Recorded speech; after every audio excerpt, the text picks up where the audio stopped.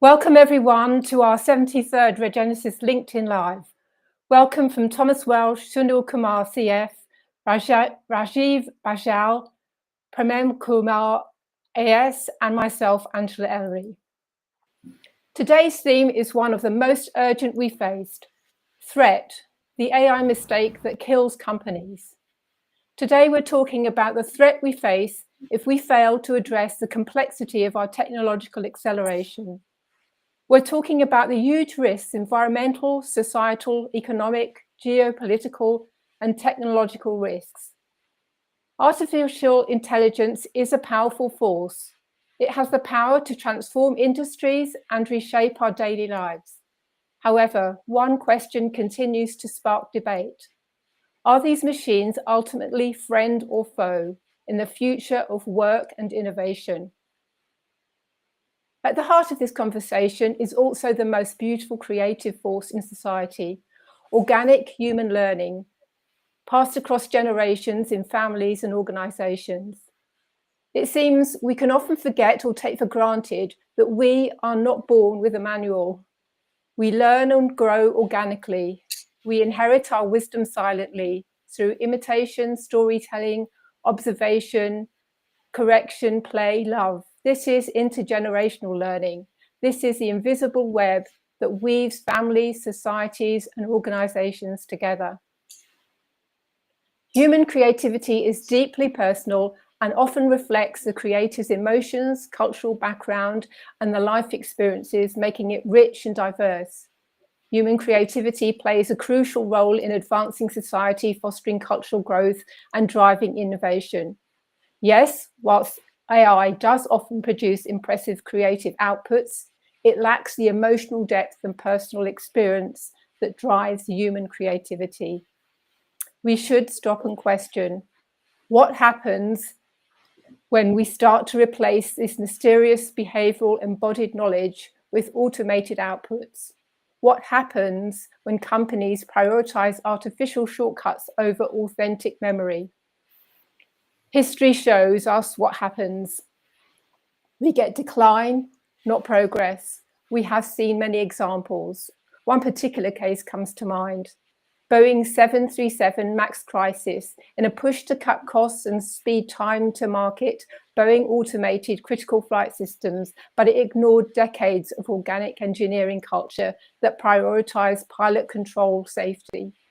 The results: 2 crashes, 346 lives lost, $20 billion plus in losses, and a collapsed culture. If we want our organizations to grow, we must protect organic learning and human creativity. This is not just nostalgic, it's commercially non-negotiable, and that's why we're here today. Now, to help us explore how AI became both a gift and a threat, I welcome my colleague Thomas Welsh. Thank you, Angela. And today's subject, of course, it's a bit of a double-edged sword. The double-edged sword of AI: capability, limitation, and catastrophe. That's the areas I'd like to have a look at today. So let's start by being clear. AI is extraordinary. It summarizes, it analyzes, it unearths patterns across 100+ years of data. It's enhancing productivity, forecasting trends, and even decoding previously unsolved scientific problems. But underneath it all, we must recognize that the foundation of AI is flawed. And that is primarily because it is only looking at 100+ years of data. And if we don't address that, we're building on sand. First, AI is trained on data that is biased, not intentionally, but inadvertently. The last 100 years have been overwhelmingly masculine, Western, and reductionist. Most of the written text and most of the scientific material is all in this direction. Second, it lacks behavioral, emotional, and contextual learning. And third, the feedback loop is fragile. If we automate too much and rely on AI to teach itself, we lose human insight completely. So, to start us off, I'd like to provide another example. And this was Amazon's, the global kind of marketplace, Amazon, their AI recruitment tool. It was trained on their past hiring data dominated by, you guessed it, male CVs. The system began rejecting women applicants, even penalizing the word women's on resumes. The result, legal exposure, reputational damage, and loss of top tier diverse talent. Now, that was a huge hit for Amazon at the time. The true threat isn't AI, it's our use of it in an unbalanced way. It's unbalanced AI. AI without integrated human wisdom is absolutely a liability. It's only when we integrate, well, as we've heard in the last 5 sessions, feminine and masculine with artificial intelligence, that we unlock real wealth. Now, we used to think this was a nice to have, but what we now know from the scientific research that we heard in the last few weeks is this is big bucks. This is a lot of money that you give up if you don't properly integrate all our potential intelligences. So, in its original sense, well-being, benefit, and prosperity for all is an even bigger agenda for us to address, and it needs humans to do that. And to be fair to us at Regenesis, we exist to do just that. So we want to explore this a bit today, and I'm going to ask my colleague Rajiv to pop in here. What I'd like you to comment on, Rajiv, is how do we govern this new world of intelligence? We're like supercharged in our potential, but somehow we need a few more new kind of guidelines to take us to the right destinations. So I'd like to turn to you, Rajiv, to explore what organizations, and particular boards and systems, must now include to ensure that AI actually serves people, not replaces them. Because as we can see from the opening from both Angela and I, down that path lies a danger. If we as humans only have ourselves to learn after, then that's not enough to sustain us into the future.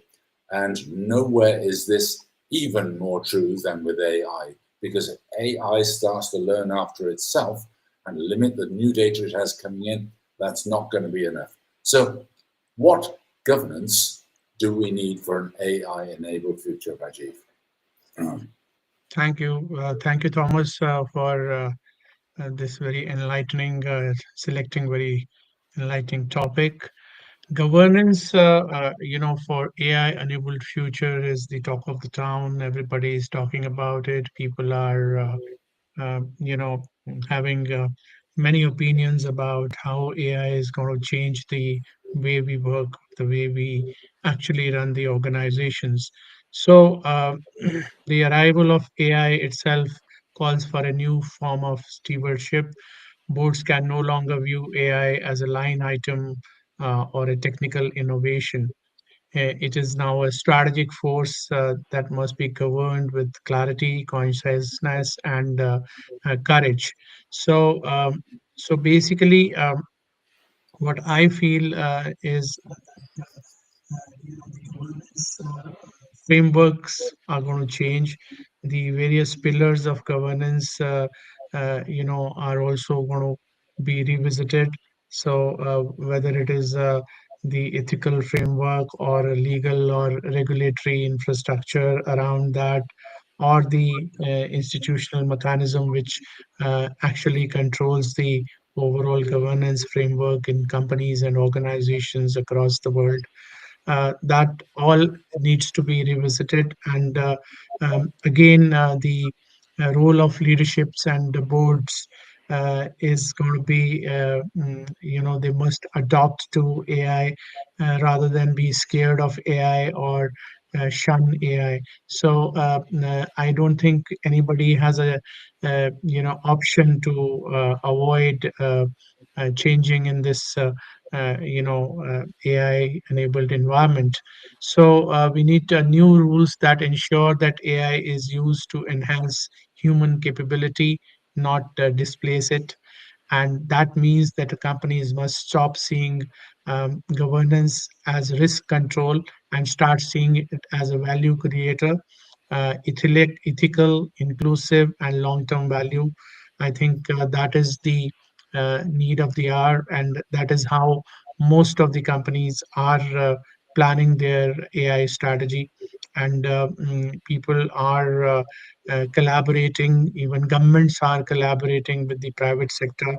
In India, also, lots of startups are being encouraged by the government of India to enable government sector as well as private sector with lots of AI enabled tools.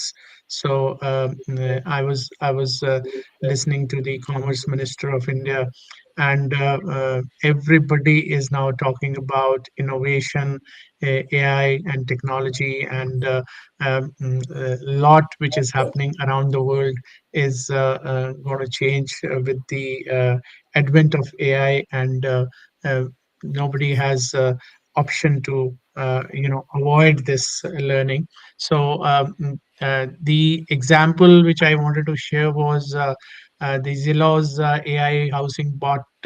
That's a brilliant idea. Use of AI to price homes and flip them profitably, but their algorithm overpaid by millions, misunderstood the market dynamics, and led to losses exceeding to more than 500 million.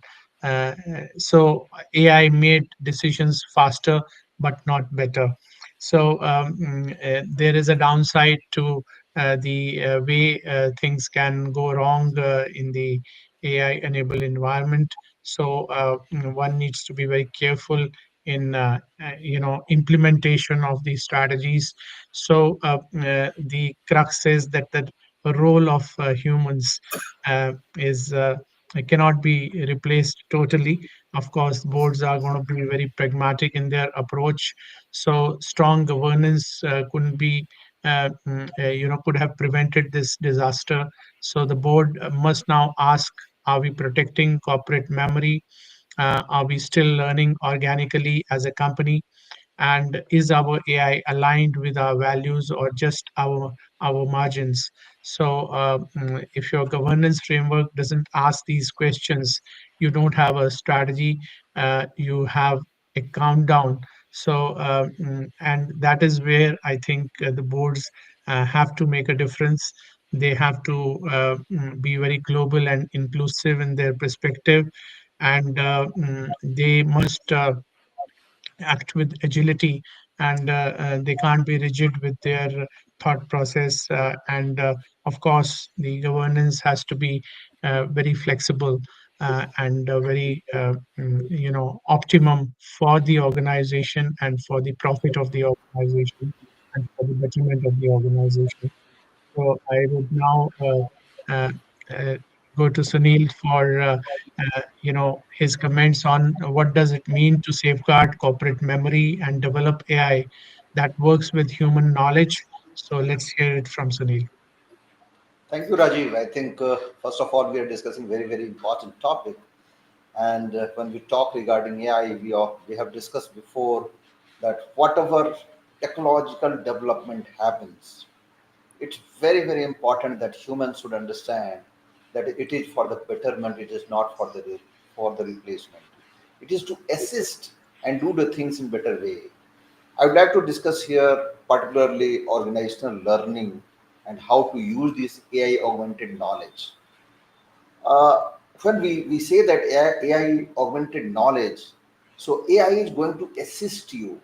AI is going to help you in developing, the customized, personalized learning experience. And how that happens, AI algorithm can analyze individuals' needs, learning styles, their progress, and tailor-made develop the contents and activity. So how this AI should be used?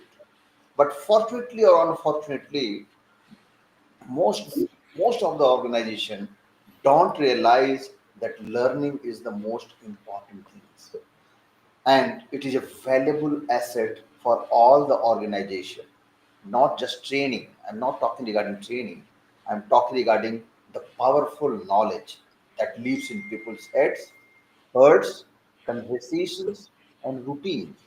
And it is not the learning of some subject matter only. It is basically, you can say, it is basically a corporate memory. It is something, a culture. So if you lose that, you lose your culture, you lose your resilience, you lose your adaptive age. So it is very, very important that we should use AI to assist and get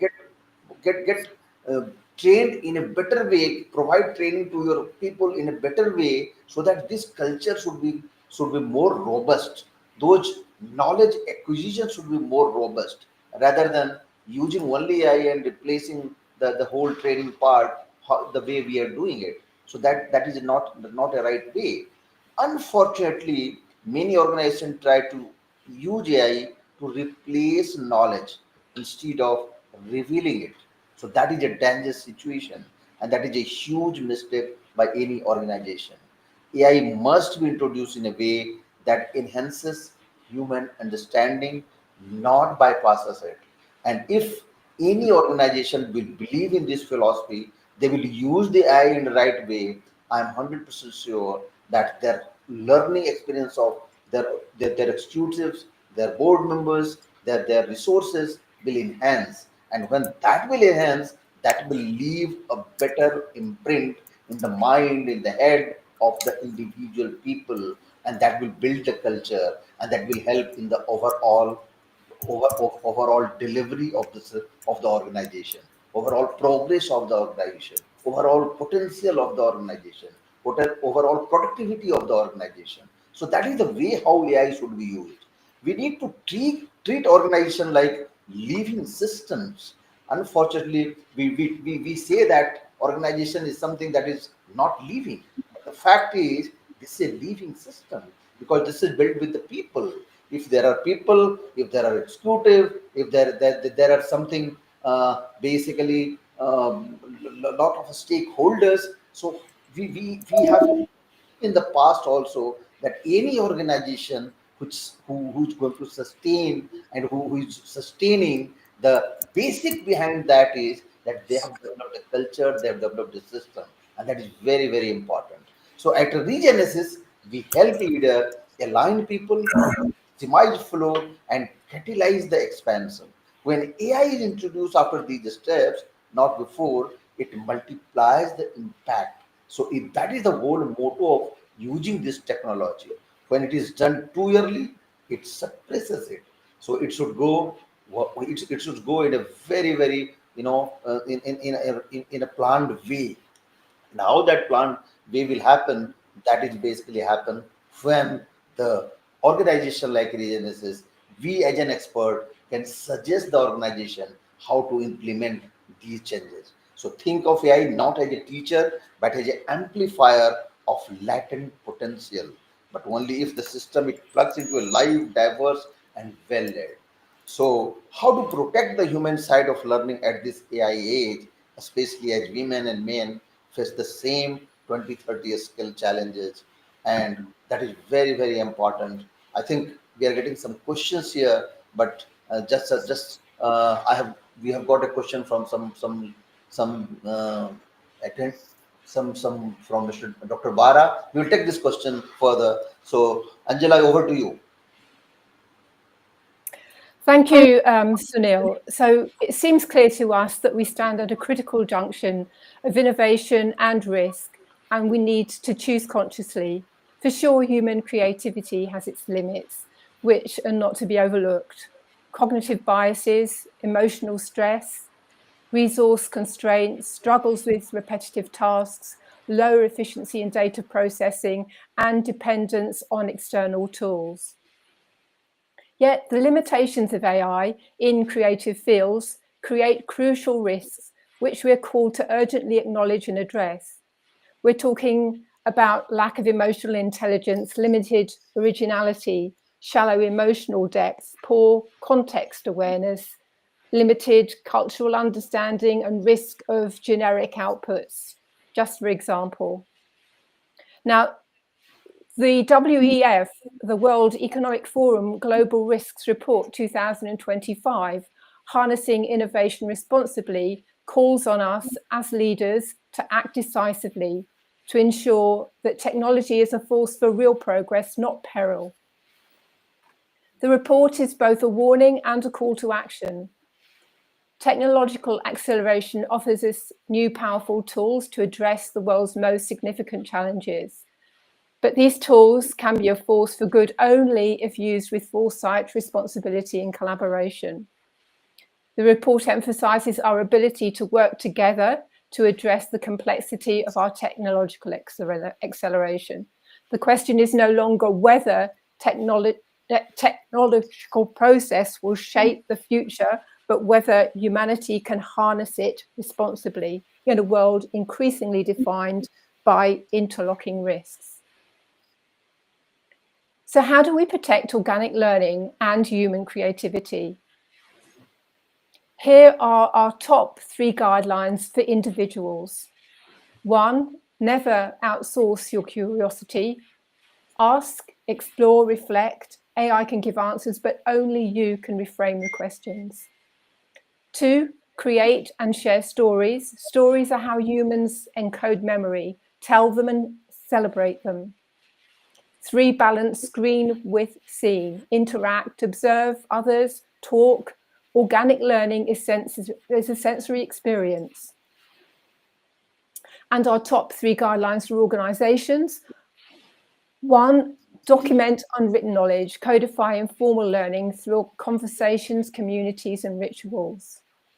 2, design hybrid decisions, combine AI recommendations with diverse human panels, and avoid blind AI adoption. And 3, keep learning intergenerationally, using mentoring and shared storytelling to transmit knowledge. And now, to close out our session, I'll offer a short vision of what's possible when we get this right. We have a future worth choosing and creating together. Imagine a world where AI doesn't replace us, but reveals the genius in us, where boardrooms echo with feminine and masculine wisdom, where governments, businesses, and communities operate as stewards, not strategists. A world where productivity doesn't mean burnout, and wealth mean inequality, but where prosperity means shared progress. This is a future we are here to create at Regenesis, where AI enhances, not erases, where learning is sacred, not sidelined, and where businesses are built to benefit all, not just a few.